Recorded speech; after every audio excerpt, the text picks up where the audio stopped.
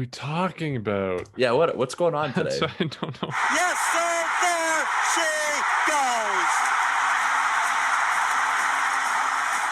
Hello and welcome to episode 115 of Section 138. I'm your host, Mark Colley, as always, joined by Bryson and Jacob. How are you guys? I'm doing all right, Mark. Interesting week for the Jays again, but overall, I'm doing okay. Certainly could have been better than Yeah. taking one of three from the Royals, but also could be worse. They could have lost two of three or three of three to the Yankees. So, as always, best case, worst case scenario, the Blue Jays are right in the middle. How are you, Jacob?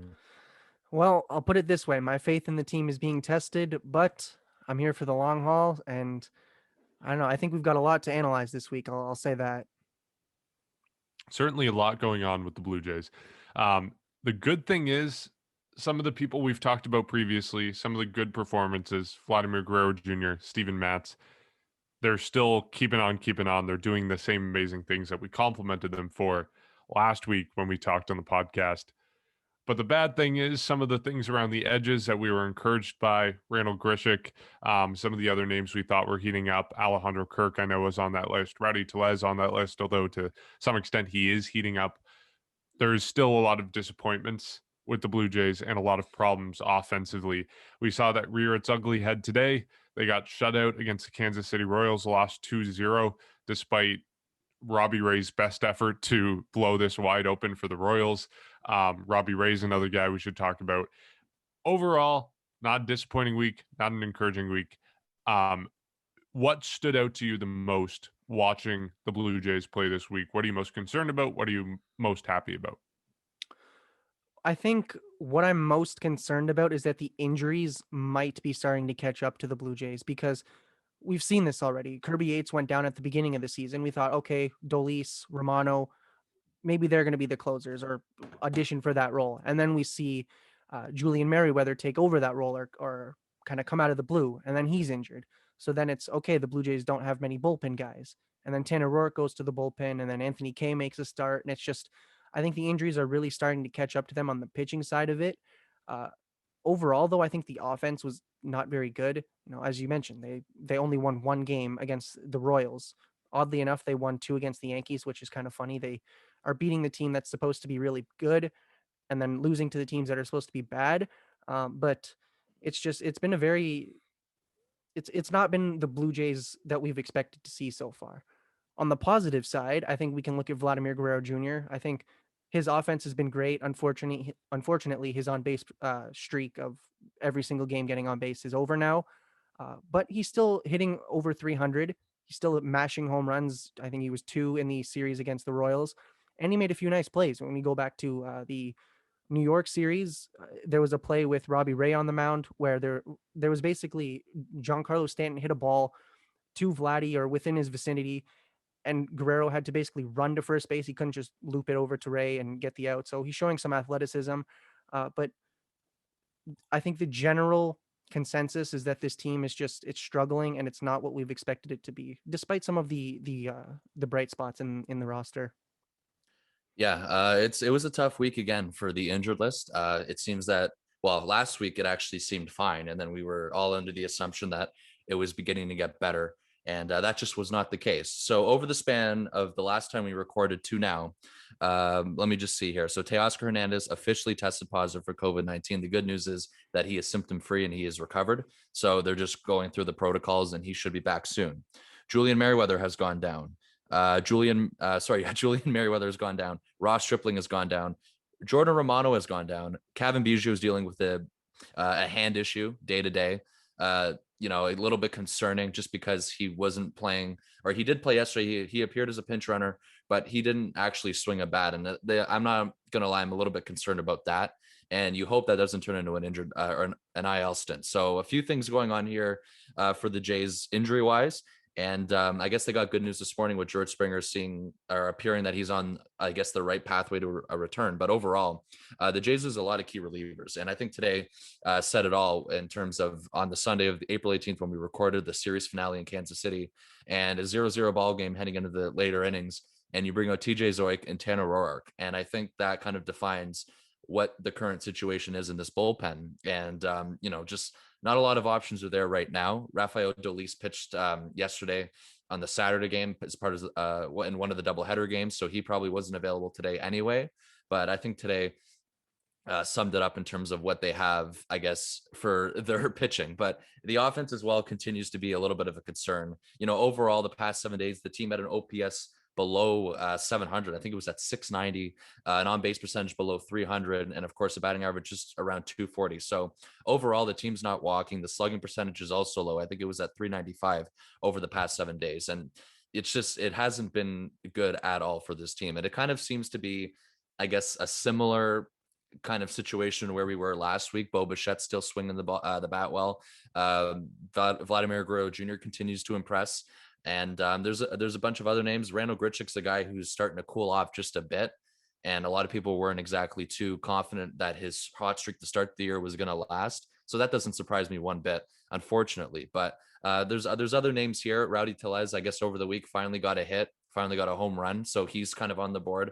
We've seen Alejandro Kirk begin to hit a little bit. So a few guys, I guess, starting to warm up a little bit. But overall, still, just the team production wise, it's just not acceptable right now. And, people like Rowdy Tellez are still batting below 200 and, numbers that are just really low right now. But, Vladimir Guerrero Jr. sustaining an OPS over 1,000, I guess 1,100 to be exact. And someone like Bo Bichette as well, maintaining a good OPS of 820. His batting average is a little bit down from what we've seen for his career so far, I guess, in terms of an average. But overall, I'm not too surprised with any of those guys continuing to perform. But the runners in scoring position continue to be a problem as well. It just seems to be to start the year, it's either a home run or it's going to be nothing for this team in terms to get runs. I know we saw a little bit more yesterday in one of the doubleheaders where we saw doubles and sac flies, but overall, it hasn't been consistent enough. And of course, today on the Sunday, they get shut out by Kansas City 2-0. So I don't know how long it'll last. I'm assuming it can't be this bad for the entire year based on we know the potential of this lineup. They're going to get a spark soon with George Springer coming back. But either way, it continues to be a frustrating team to watch offensively. It's inconsistent, but I think the pitching continues to be there. Mark, you mentioned it right off the top. The same guys are still going. Steven Matz had another impressive start on the Saturday game in the doubleheader. And someone like Hyun-Jin Ryu, who we are expecting this from, continues to be strong. So, some guys doing good still. And I think a lot of it remains the same from the pitching wise, but they definitely aren't the problem right now. And unfortunately, coming into the season, the pitching was the concern.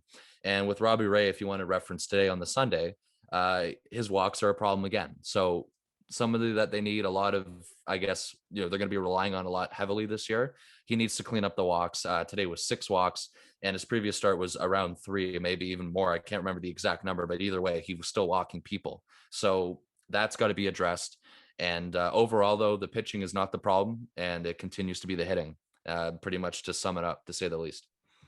Can I just say real quick, despite all of the negatives about the pitching and the bullpen injuries, on the broadcast today, Pat Tabler mentioned something. The Blue Jays bullpen ERA is actually first in baseball and by a pretty wide margin. As of right now, it is 2.05. So that's actually really good, and especially considering they've covered a lot of innings. The second team is the New York Yankees, and they are at 2.39. So there is still a gap, but I don't know how sustainable that is. I thought I just mentioned that the pitching, as you said, Bryson, it's not the problem. It's been spotty at times, but overall, I think it's been actually fantastic, and the bullpen has still managed. I just don't know how sustainable it is going into a couple of weeks. At least they have a couple off days, or actually 4 off days over the next 2 weeks. So there's a bit of time to rest, but it's definitely it's still been a good aspect of this team, despite I think all the concerns and the worries. Yeah, for me, that's the key thing. Like, I'm not significantly worried about the offense because even if it is frustrating to watch, it's not sustainable. The Blue Jays are going to get better with time. So I'm not hitting the panic button yet. But on the flip side, I'm not saying, okay, the bullpen is totally fine yet, because I think it is, again, unsustainable, small sample size, especially when you look at the fact that all these guys are injured. There's going to be increased workload on the guys at the back end of the bullpen. They're going to get worn down. They're going to falter at some point. So on either end of the spectrum, whether good or bad, I'm not reading too much into it. I think if we're talking about, I know these past few weeks, I've just been saying like, pump the brakes. It's okay. Don't panic. I think if we get to the point of the start of May, which hopefully, I guess the timeline now is Teoscar Hernández, obviously back by then. He's not showing any COVID symptoms right now. George Springer, fingers crossed, back by the start of May. If you're looking at that sort of situation, Hernandez and Springer are back, then I think you have to start reading more into what's going on with the offense. If the offense isn't clicking at that point, like not even next week when we record, but 2 weeks after that, in 2 weeks' time, if the offense isn't clicking, that's when I'm starting to be concerned. But right now, it's still the early goings. You still have guys like Vladimir Guerrero Jr. having really one bad day, which he did today. He didn't get a hit. He still Jacob, I still think he has his on base streak intact. Looking at baseball reference game logs, he has had either a hit or a walk in every game this season. I think it's Bo Bichette who lost his hitting streak. But even that, Guerrero with one bad day, he had one bad day. His batting average now is already below 300 from what it was before, like 413 or 420. So there's a big difference there. And we're still in the early goings. I'm not hitting the panic button. 2 weeks from now is a point where I'm going to start reading more into these samples that we're getting. That's where I stand on the Blue Jays offensive issues right now. Frustrating to watch, but it's going to come with time. I think it will. 2 more weeks. Yeah, and for a team who is battling a lot of injuries to start the year, I think to end off April, since we are heading into one of the final weeks of April, I think a couple more weeks here, them hovering around 500 is good enough for me. I really do think that, and looking throughout the rest of the division as well, someone like the Yankees continue to be a team who has struggled, and I know the Jays got the better end of them at the beginning of the week, and that's kind of where all their wins came from. But I'm still fine of where they sit. Obviously, it's not sustainable, like we both mentioned, but it's just frustrating, right? But either way, I've always thought about a successful start, or something that's fair to start the year, is being 500 in May. So by the end of April, heading into May. So I hope May is when they can kind of get healthy, and that's when they can kind of begin to turn it up. And I think that's reasonable, but it's all going to depend on the recovery and, of course, the performance. But hovering around 500 is still an acceptable month for me. Well, they're Yeah. still very injured too, because like when we look at it, they're 2 games under 500 as of right now going into the off day, but they're missing so many key guys. So it makes you wonder when they get Teoscar Hernandez and George Springer and Julian Merriweather back, and when guys like Kevin Biggio start to really get it together, not get it together, but you know what I mean, when they start to perform better, I think this team could definitely compete with. I thought it was going to be the Yankees, but it maybe compete with the Red Sox for the top of the division. But yeah, 500 team that's injured, I don't think is necessarily the be all end all hit the panic button type situation. Unsustainable. The Red Sox are not winning the division. The Yankees will bounce back. The Yankees are still winning the division. But yeah, like I think our expectations are for the Blue Jays to be like an AL East champion or even a wild card team. Obviously, that's what we thought going into the season, and we're applying those expectations to a team that is missing like five of its star players. Like we can't have the same sort of expectations when they're injured. Right now, the goal for the Blue Jays is to tread water until Springer gets back. And it seems like they're doing that. Like we said, 2 games below 500. You got an off day. You are going into a potentially hard series against the Red Sox because they're hitting well. But I think it's okay. It's not time to panic. I mean, I don't think any of us are worried right now. I think Blue Jay fans have kind of just accepted the state of being right now as an injured team who's not going to be doing very well for the next few weeks. And that's okay. It's still April. It's still, a couple weeks away from May. So we're doing fine in terms of injuries. As a result of injuries going into today's game, like you said, Bryson, Tanner Roark had to come out of the bullpen. And we knew, of course, the Blue Jays were bringing Roark out of the bullpen, but I don't think we anticipated it coming in a 2-0 game. I think we wanted it in kind of like maybe like a 5-1 game as the Blue Jays were at the start of the Kansas series, or, even past that, a bigger run deficit for the other team because we wanted to, play it safely. But coming out of the bullpen, Roark was a pleasant surprise today. He actually kind of pitched well, and I can see your face, Bryson, and you look disappointed that it turned out that way. But look, he came in, had to clean up a sticky situation from TJ Zoik. pitched 1.1 innings, didn't give up a single hit, walked one batter, struck out one. So obviously not great there, but he didn't give up a hit. You got to be happy with that. I think he has maybe talking about reading too much into small sample size, but maybe is cleaning himself up a little bit. Maybe he can be better out of the bullpen. I'm hopeful. I know it's impossibly small sample size, but I'm just gonna say, when Tanner Roark came into the game, he threw 6 straight balls, which okay, not the that's not the reflection of the his diesel entire. truck, he had to warm up. Yeah, that's my point though. It's when you're only pitching an inning and a third or 2 or 3 innings, you got to be on your game right away. So I don't know. I know I said I want Tanner Roark released, but I'm not the one in charge, so I'll let the managers do things, and if I don't agree with them, then I'll criticize it. But at least today it worked out. I don't think Tanner Roark was awful today. TJ Zoic unfortunately got into some unfortunate circumstances, but Roark was decent, and I guess I know I was vocal about how I don't want him on the team, but if he's able to come back from that and be decent out of the bullpen, then I'm willing to give him a shot. I guess I'll side with Mark a little bit on this one. Well, I always thought putting him in the bullpen was the right thing to do to try and get the best you can out of him. I'm not going to read too much into his performance so far out of the bullpen, but I think, you know what? I think him describing himself as a diesel truck may be like the most accurate statement ever, because even his very first appearance out of the bullpen, I believe he allowed a few runs right off the top. So he started off slow. Yeah, it was 2 runs. They weren't earned runs, but still, this was the Thursday night game in Kansas City. It was Thursday or Friday night. No, it was the Thursday game because Friday got rained out. So Thursday night that happened. And of course, today when he showed up, a couple, like you said, Jacob, 6 straight walks or sorry, 6 straight balls to start his appearance. So maybe he is a diesel truck, but he came out in a 2-0 game. So, I just don't think they have anybody else right now. I'm not going to read too much into it, but I'm willing to give him a shot as a reliever, as I've said the past couple of weeks. I just don't know how much I'm going to look into this so far, but it could be worse. That's the one thing I'll say. It could be a lot worse. So I guess so far it is a win for them in terms of his performance as a reliever. You guys are turning me into a Tanner Roark fan. Here I am cheering him on every single episode.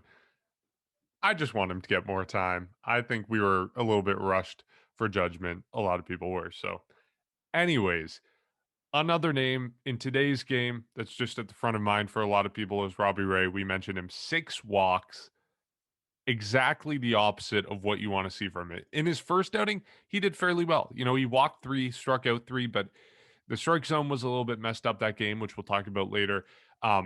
He was throwing balls around the zone. He didn't look lost, but today he kind of looked lost, right? The first 2 innings, the Royals load the bases.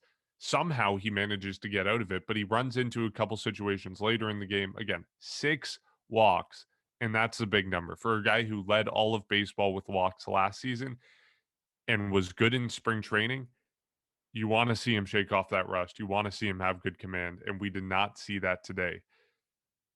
How much does it hurt the Blue Jays if Tanner Roark is who we saw today? If he really hasn't changed from 2020, how much does it hurt the Blue Jays if he doesn't have his command?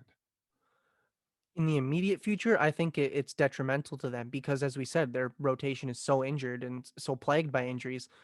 Long term, though, I still think it is detrimental because, as we've said, we expected Robbie Ray to be a cornerstone of this starting rotation. And even when you get Nate Pearson back and you start to get healthy, I think he's still somebody that stays in the rotation and could be in the playoff rotation, or most likely would be in a playoff rotation. So he will need to cut down on those walks. And I'm willing to excuse it, not necessarily excuse it, but I'm willing to kind of look past it today because he was able to get out of jams, 2 bases loaded jams. Obviously, he was able to get through those walks, but he's going to need to cut down on those. The Blue Jays are going to need to get him to throw 5 innings, 6 innings, but quality innings. And if he's not able to do that, then the Blue Jays are in trouble, considering that this is supposed to be one of the cornerstones of their rotation. Oh, it's a massive blow to the rotation if this keeps up. I don't expect it to. I think it's something that it's going to be working with along the way, and someone like Pete Walker and Robbie Ray are going to work at it a lot.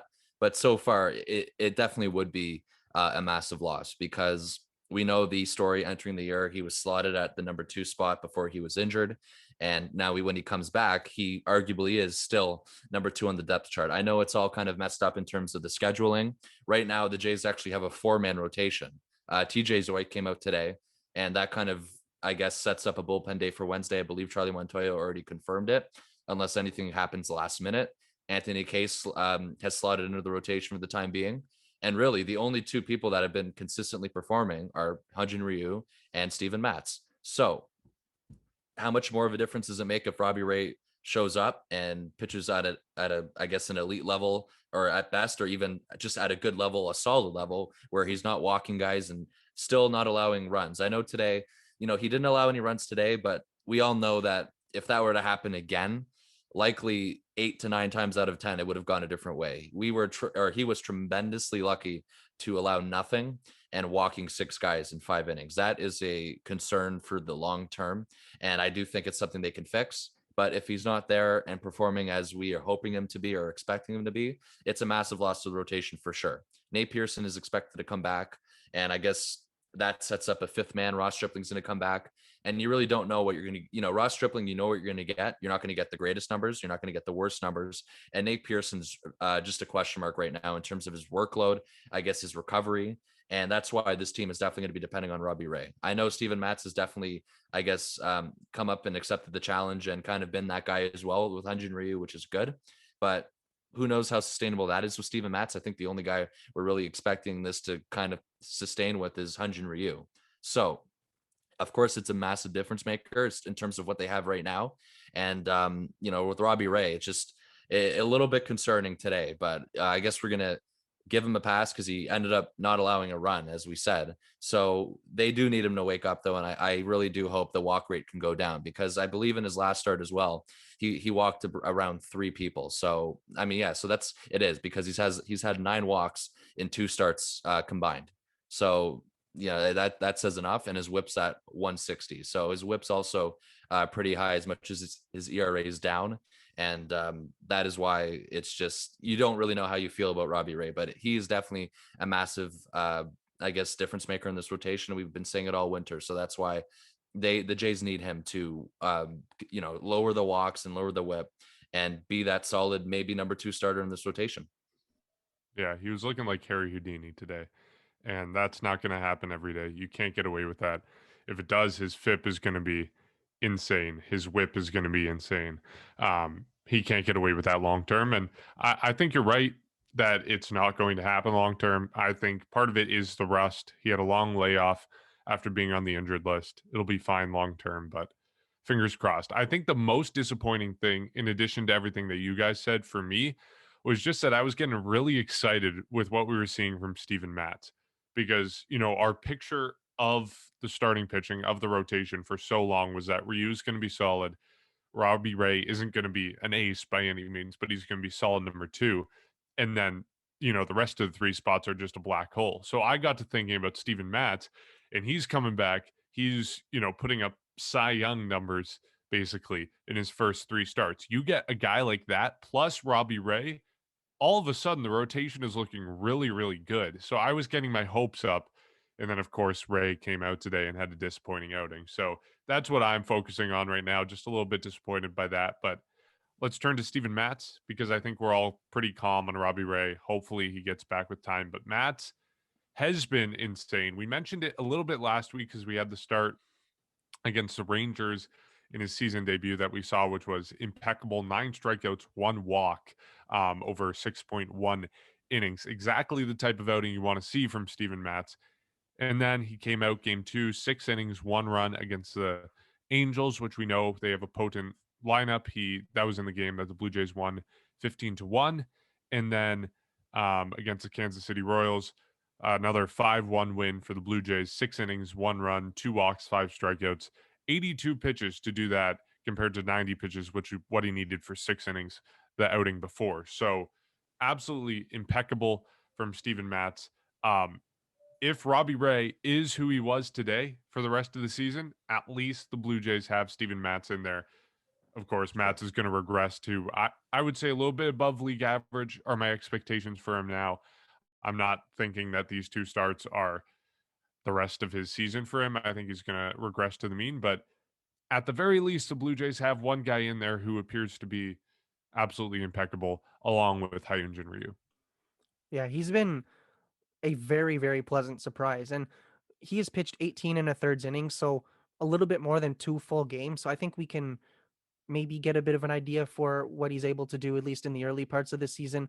A 147 ERA and an 8 and a 0.82 whip. So he's been really good, and also 18 strikeouts. So about a strikeout per inning. And the Blue Jays have won every time he's pitched. Same thing, I believe, with Ryu. So Ryu and Matz have been absolutely fantastic for the Blue Jays. But focusing on Matz, I think I was very nervous to welcome him to the starting rotation. Obviously, I hoped he did well, but saying, we didn't get Taiwan Walker in the off season. We're getting Steven Matz. I was like, okay, well, we're gonna need to see something out of him. And so far, what we've seen is a fantastic pitcher. And I think you just put it perfectly, Mark. If Robbie Ray is struggling or is not the Robbie Ray we expected or that we saw in spring training, at least Steven Matz is there to kind of take away a bit of the damage. And especially with a rotation that's just absolutely destroyed with injuries, he's been a bright spot. Funny thing, little tidbit just to end this. I think the Blue Jays, this won't ever happen. Perhaps the Blue Jays go with 4 lefties in a 5-man rotation. They take Ryu, Matz, Ray, Anthony Kay, and then maybe Nate Pearson. I think that would be kind of funny. It's not going to happen at all, but Steven Matz has proved that he deserves to stay in this rotation, and he's proving to be everything that we've wanted him to be. He's absolutely fantastic, and I'm very pleasantly surprised with what he's done so far. I'm just going to say it because no one said it yet. Going back to his start yesterday in game 1 of the doubleheader, he should have pitched the entire game. I'm going to say it right there. It was a shaky appearance from Rafael Dolis. I know the Jays still managed to win. I still would have liked to see Steven Matz complete the game. And I know he was close to the rule is in a doubleheader, it doesn't count as a no-hitter, but it was still impressive that he went, that long without giving up a hit. So 5 innings without a hit. Yeah.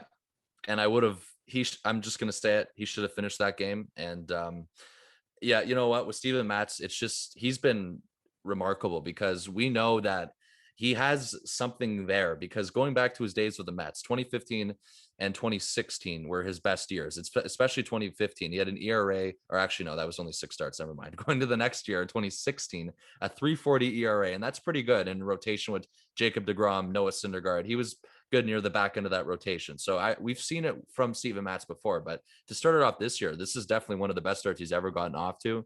Maybe a change of scenery was what he needed, but either way, he looks comfortable. He's commanding the strike zone, and he's striking people out. The strikeout rates are definitely going. It's definitely very high right now. Right now, it's at 8.8 strikeouts per 9, and that's pretty impressive right now. And that's definitely one of the highest he's had for his career in terms of starts and seasons. So that Steven Matz, somebody that I think you were right. Whoever said it, one of you two said it, obviously. If Robbie Ray can't perform and relying on Steven Matz, if Steven Matz can kind of step up, I think that's a good, I guess, backup plan. Not even just because it's good to have, because you don't know what's going on with Robbie Ray right now. We know he had a good spring. He had the incident with his child where he dropped him, but luckily he was okay. And since coming back, unfortunately, the walks have been up, even though his ERA is low, and it's just a lot of uncertainty there. So there's high numbers there, low numbers there. Robbie Ray's FIP before entering today's start, I just want to mention it to you guys, is 636. That was before his start today.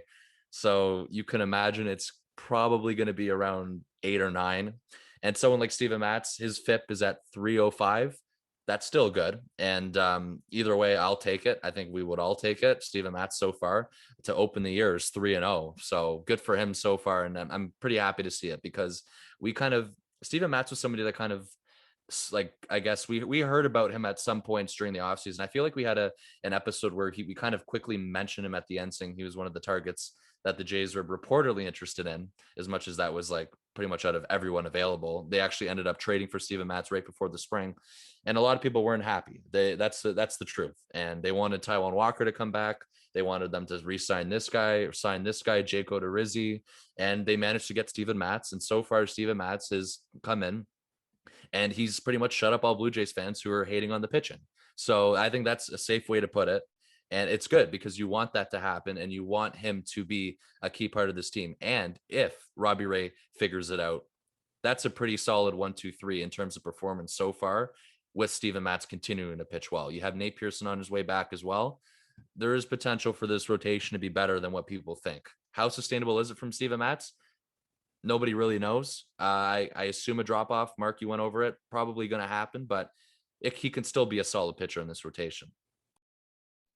Yeah. And just going back to what you said at the beginning, that Steven Matz should have pitched the entire game.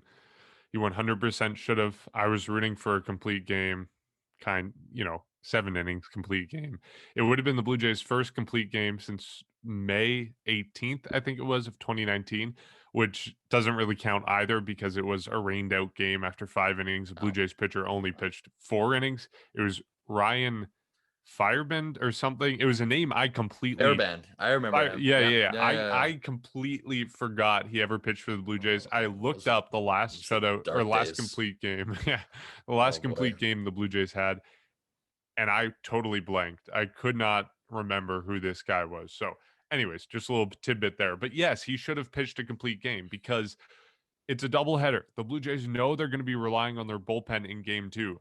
Tommy Milone's not going to be in the bullpen because he's starting that. And then game 2, they bring out Anthony Castro, Ryan Barucki, Trent Thornton, Joel Payamps. That's basically 5 guys, if you include Malone, coming out of the bullpen and putting a huge stress on the bullpen for today's game when you look and no one's available and you have to go with TJ Zoik and Tanner Roark instead of an actual reliever after 5 innings of Ray. So, yes, he should have gone a full game. Am I surprised he took him out? Not at all. I mean, we expect this from Charlie Montoyo, but look, he was at 82 pitches. Yes, he was getting into a little bit of trouble with the guys coming up, but he should have finished that game to, at the very least, preserve the bullpen, keep Rafael Dolis available for either game 2 that day or today's game. Yeah. Well, see, with Dolis, the one thing that it never really clicked with me is the Blue Jays were leading that game and it was not a save situation. So why do you put your closer in? Yeah, so it wasn't like they needed Dolis to close it out. Steven Matz wasn't even at a super high pitch count. And I'll be completely honest, I did end up missing the second game of the doubleheader, and I got a notification saying that Sal Perez hit that home run. And I was like, okay, they've got 2 innings to come back from it. And then I get another one saying, oh, they've lost. I had to do a double check there. But the point is I don't know why Rafael Dolis, the closer, was not used in a more close game because there's no guarantee the Blue Jays were going to win the first game, but it wasn't a safe situation. Worst case, you put Dolis in if it becomes a safe situation, or you go to somebody else. I just thought I'd mention that. It never really made sense to me why you put your closer in, even if he's not been at the absolute top of his game. I think you still preserve him for a safe situation. And that is when, at like probably the worst possible time for this bullpen with the injuries. We know the injuries. It's thin already. Probably wasn't the smartest idea to use Dolis like that because he right now is your closer, I guess. So, maybe try that next time when people like Tyler Chatwood, Merriweather, Romano, and Hatch and even maybe Stripling are back in the bullpen. So those are kind of a quick rapid fire there, but I didn't like the bad timing. But yes, Mark, you were right. Why would we be surprised? It's just the way the Jays think. And it's one of the, I guess, question marks around Charlie Montoyo's managerial style. There you go. Yeah. And just to get it on the record, I don't blame Montoyo. As mad as I may be sometimes at him, I don't blame him. I blame management for this approach. But anyways, Jacob, you mentioned the 7-inning rule. Of course, we're not strangers to it because it happened last year, but that's the one rule along with the runner on second base, the 2 rules that have been instituted that I hate. I just don't like them at all. The 7-inning one, especially because that's not what baseball is. But a new change that may be coming to baseball that has, we've always been talking about this. Has always been something people have had on their minds. But the electronic strike zone, the robot umpires, as they're called, we've seen a lot of horrendous calls, not just at home plate, not just with the strike zone, but all around baseball, all around the infield, the outfield, in terms of replay review, but especially the strike zone has been especially horrendous for a lot of teams, for a lot of umpires, and for a lot of pitchers. so far this season. We've seen it with the Blue Jays on multiple occasions. There was a pitch Steven Matz threw practically right down the heart of the plate that was called a ball. John Boyd did a breakdown of it. It was hilarious, but very frustrating if you're a Blue Jay fan watching that and seeing a perfect strike being called a ball. Where do you stand on robot umpires on electronic strike zones? I'm just going to say this before I say where I stand on this. The umpiring has been atrocious this season. With that being said, somebody brought up a very convincing argument for robot umpires, and I have been somebody that's kind of been against it previously, but this argument was actually very convincing. So I was watching Tim and Friends, which is on Sportsnet, every weekday at like 5 p.m. and they were discussing this. And so the argument was, if you have a robot umpire, you can code in what is a strike and what is a ball, and you can work in those borderline pitches.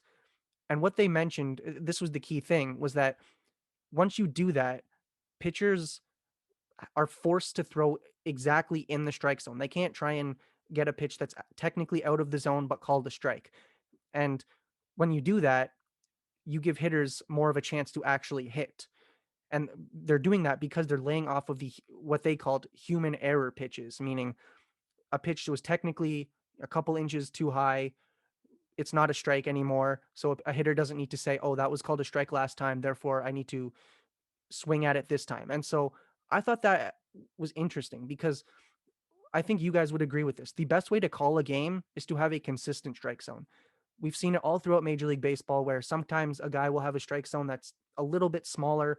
You know, it's not as wide or it's not as tall as what it should be or what some other guys would call a ball and a strike. But as long as it's consistent, you can say, well, that pitch was called a strike last time in that location. Therefore, I really should swing at it. And if you don't swing at it, then I don't know, you just weren't paying attention to the game. But this argument, I think, was convincing. I still don't know if I necessarily want human umpires, I think, or robot umpires rather, but I do think that this was a legitimate, convincing argument to say, okay, well, that does make sense. Why would you force hitters to constantly be saying, okay, should I swing at that because that was called a ball last time or that was called a strike last time, and I don't know. And I think that is interesting. And also, it said that this might also make the games more entertaining because when you're forced to throw strikes and you can't get those so-called pitcher's pitches, you can't get a ball out of the strike zone to get a guy to swing, you're going to have more hits because you're obviously throwing in the hitting area. I think it's interesting. Again, I'll say this: I'm very torn on whether I think human umpires should be replaced with robots. I think the best option is to fix the human umpires because there have been horrendous calls, and we saw this all throughout the New York series and all throughout Major League Baseball, really. But this argument really opened my eyes to say, okay, yeah, well, obviously Major League Baseball, if they're going to implement something as serious as this, they're going to theoretically figure everything out before it's implemented in the game. So by doing that, you prevent, as they said, those human error pitches. And now you're able to say, okay, these are strikes, pitch it here, or you're not getting the strike call. So that's kind of where I am. I'm very torn at this point. I'm with you. I'm torn. I see both sides of the argument because I know there are people that don't exactly want robot umpires. And it is a compelling argument. And I think the right way for the game to be played, or I should say the best way is to get the plays right. But, Jacob, you're talking about the human error, correcting the human error. But when you correct the human error, you take out the human element. There goes any like sort of human element with any umpires. Some people enjoy the entertainment of getting to yell at an umpire. It just kind of, I guess, enhances experience for some people, and it's entertaining at some points. You're not gonna yell at a computer. You can, but it's not gonna. It's just like it's not a human. So I see both sides. I'm torn on both, but I think I've come to terms where I'm pretty sure most baseball fans have, is I'm getting, I guess, warming up to the idea that it's happened, like it's coming. And I think it's inevitable that it's going to be coming within the next few years. And it's something that I'm prepared to adapt to. I'm not necessarily saying I want it because I do like the human element of the game. I do agree with video replay though. I think I guess it relates to robot umpires because you want to get the call right. I just think that you're taking away, I mean, part of the argument is you're taking away that human element. And that is why not everyone agrees with it. A lot of people, there's old school fans, there's new school fans, there's people that like thinking old school, there's people that like advanced metrics, some people don't. It's very divided as it stands with stats. And that's why it's something that no one will ever agree on. But the game should be called the correct way. We've gone over so many scenarios where what if the Jays miss, let's just say in September, the Jays miss out of a wild card spot by one game because of a bad call or something like that, right? You want to get the call right. And I think that's why I've warmed up to the idea, but I'm not necessarily saying I'm fully on board with it, because the human element is, I guess, it's part of the game, right? And you're taking away part of it. And I guess you are changing the game though, like you said, Jacob, or like the argument you were watching on Team and Friends, is where that kind of changes the pitcher's approach to actually target more of the strike zone intentionally rather than just borderline. Even though I think that, I agree with that. And I do think that may lead to more offense as well. I'm not saying people want that, but well, it's true because it's divided. So that's why I'm kind of keen towards either way, but I can see both points. I can see why people want to get the call right and have a robot strike zone. And I can also see why people want to keep the human element in and keep an umpire. Yeah, it's tough. There's compelling arguments on all sides. I have to say, I think I used to be on the live umpire, the real umpire calling balls and strikes train in that camp until this season, because I don't know if it's just people are paying more attention to it or the calls are actually worse, but there have been some horrible, horrible calls all around baseball. It's not something unique to the Blue Jays. It's not something unique to any, like I said, pitchers or catchers or hitters. This is something we're seeing all across baseball. And, there's a couple great accounts on Twitter. There's a umpire auditor and there's ump scorecards. Ump scorecards put together a release after every game of how consistent a strike zone was, how accurate a strike zone was. It's great resources, but you can tell there's a lot of problems this season with what umpires are calling, and that is put me on the other camp in saying we need robot umpires. I just can't stand it. I can't stand those calls. And like, yeah, it's fine, whatever. It's third inning, you call one strike badly, and then the game goes on. It's not a big deal, but it is kind of that what if. What if the Blue Jays are in a situation like they find themselves in, I think, on Thursday against the Royals? Vladdy's hitting. It's the end of the game, right? And they call a horrible strike call, and that takes them out of the at bat. Basically, that ends the game for the Blue Jays when they clearly had a chance to score. What if you're the Blue Jays in 2015 in Game 6 of the American League Championship Series against the Royals? Seems like it's always against the Royals, but Ben Revere getting those horrible strike calls takes a huge opportunity for the Blue Jays away. He goes into the dugout, he demolishes that Kool-Aid cooler, as we all know. But like that's the thing. I'm not bothered by the calls in the third inning of game 89 in the dog days of summer against, I don't know, the Texas Rangers. Like, those aren't the calls that bother me. It's the calls that come at the opportune times that could cost the Blue Jays and other teams opportunities. So that's why I'm squarely in the camp of yes, we need electronic strike zones. The one thing I'm hesitant about is what it means for other things in the game. Like, it's not just putting an electronic strike zone in a vacuum. Like you said, Bryson, there are human elements that it does take away. It takes away a pitcher nibbling at the edges, perhaps. It takes away pitch framing to an extent. Like, that's something that I think is going to be fought heavily by the Players Association because it takes away a lot of the values of these defensive catchers. Like, Danny Jansen is going to be worth nowhere near the same amount to the Blue Jays if you put in an electronic strike zone. Like, his offense obviously isn't there. If you take away pitch framing, what has he got? Like, he prevents a pass ball every once in a while or a wild pitch every once in a while.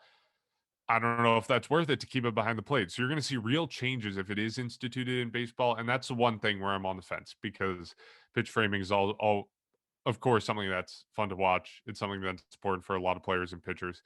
Um, it's that part that I'm a little sad about. But again, the cost of making these stupid, horrible calls all the time, it really gets to you. So that's where I stand on it. I feel like one of the things that might also happen is we might see maybe this is being a little over dramatic, but we might see the end of the breaking ball, because what happens when you leave a curveball or a slider hanging in the strike zone? You're probably getting taken deep, and what do you do then? Do you just throw fastballs? You throw changeups? Because if you leave those pitches that are supposed to break out of the strike zone in the strike zone, people are going to hit them, and that I think is a lot of pitchers. Hyunjin Ryu, you're going to see a lot of pitchers that live off of that type of pitching style really try to fight that and say, well, hey, that's my whole bread and butter. I try to make a pitch look like a strike, and then it dips out of the strike zone. And I don't think that necessarily people or hitters would not strike or not swing at those. Like, obviously, if a curveball looks like a strike and then dips down, it's out of the strike zone by the end of by the end of, or when it reaches the home plate, somebody's probably going to swing. But again, that's still going to take away a lot of the strategy involved. And then what do? Do you just overthrow your pitch? I don't know. I think that will definitely be a weird thing for a lot of pitchers that don't necessarily just try to blow the ball past guys.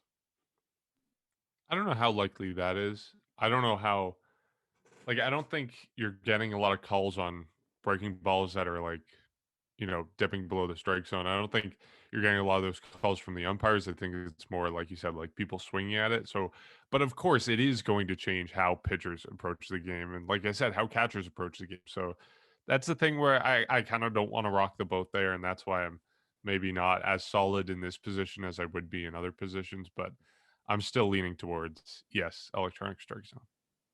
When do you guys think this is coming? Like, is this going to be part of the new CBA? Like how far down the road? I know we always, because everyone brings it up every year, but nobody seems to know exactly when it's coming. So like, when do you guys think this could come as early as? I don't know. It will probably be talked about with the CBA. I don't think that it'll be left out. I'm not sure though. I think realistically, even if it is talked about, I don't know if it's likely for 2022. Because that's something that's probably ridiculously complicated to code. And, I not to flex, but I took a grade 11 coding class, and it is extremely difficult. So I can imagine. I don't know. I don't think it's that hard. Like, you already have the pitch tracks. You already have, I don't know, the specific, whether it's TrackMan, whether it's StatCast. Like, you already have the technology that you know where strikes are going. Exit velo. I don't think it's that hard. You just what I'm envisioning, like an umpire with like an Apple Watch, basically, that just says like strike or ball. Yeah. I don't think it's that hard.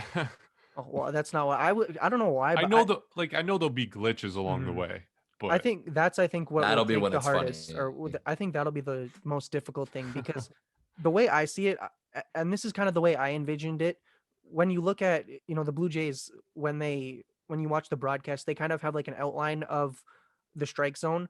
I kind of envisioned maybe a couple cameras throughout the field, almost detecting where the ball goes. I don't know. Maybe I was completely wrong in that, but I kind of feel like that was what they would do.